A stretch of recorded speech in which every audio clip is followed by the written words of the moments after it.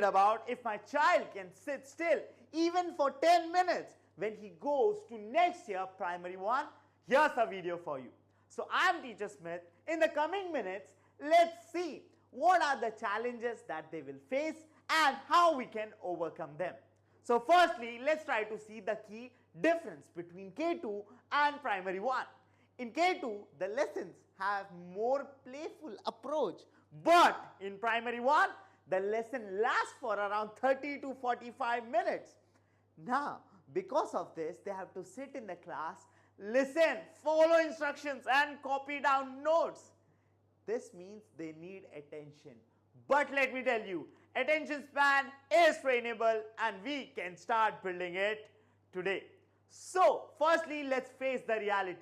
What is the reality here? In primary 1, the classes are longer than actual K2 activities.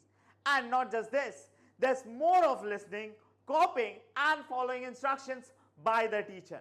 Now, because of this, sometimes they don't follow. So we feel, oh, they are naughty. It's not naughty. It's just the system is new for them. And sometimes this can lead to misbehavior. But let me tell you, it's not misbehavior. It's just simply untrained attention. So what should be our goal? Our goal is not to force them to sit, but help them engage. This means stay focused. So let's try to understand what are the reasons behind it. Firstly, of course, they are very little kids. It's like 5 years, 6 years old. Their attention span is very short. They have only 10 to 15 minutes of attention span. Reason number 2, lack of routines at home. Studying at any time, playing at any time. This means they have no fixed reading or task time. Reason number 3, overstimulation. What does that mean? It means too much of screen time. This means because of too much of screen time, they have low patience for slow-paced tasks. Everything they want is quick, but lessons then becomes boring for them. And lastly, reason number 4, activities in K2s are more hands-on, but in primary 1, more structured.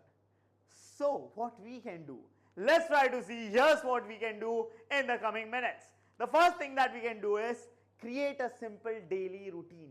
Yes, when the routine is fixed and it's simple, it tend to do it more. So based on school timing, create a fixed daily routine. Routine like 10 minutes of reading, 10 minutes of writing and 10 minutes of calculation. Then you can give them a break.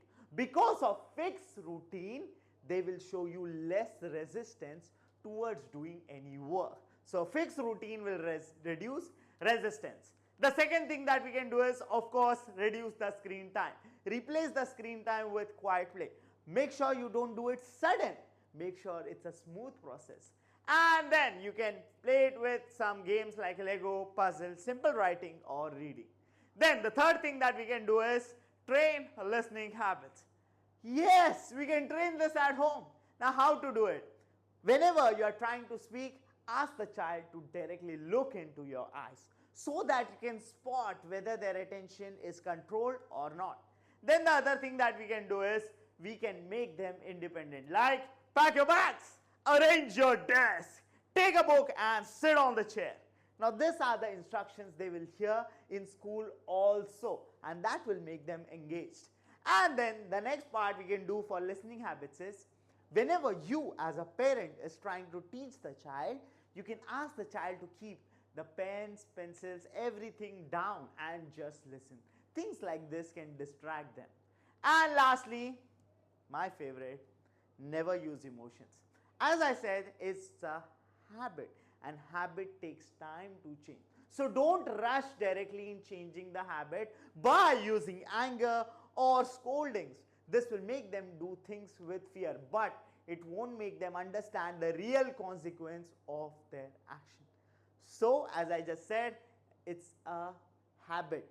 So attention is a talent, and it's not a talent, it's a habit. So make sure we start praising them for following the instruction.